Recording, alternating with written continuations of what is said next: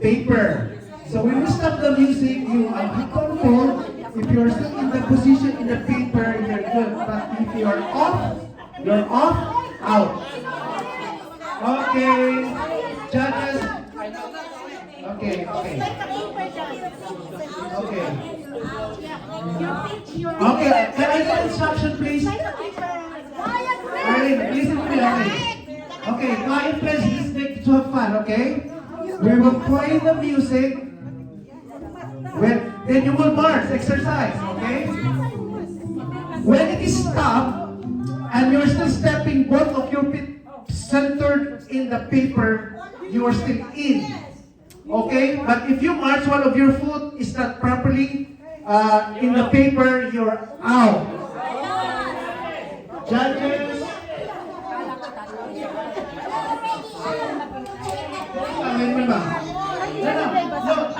Regardless of mga sound point, you are the center. Regardless of the size of your feet. Okay? Rehearse muna. Practice. Rehearse. Okay, wait. When you march, is lifting your feet, okay? Hindi yung march, you are not. Okay, tayo.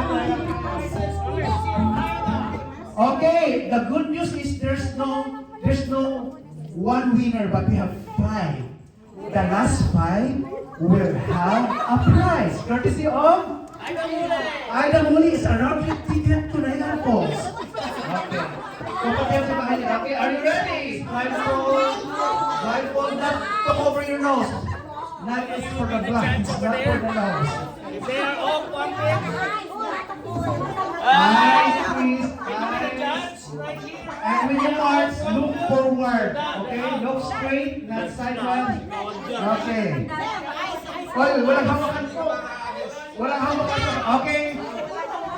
Round. Wait. Stop. Meron daw isa na part. Blindfold.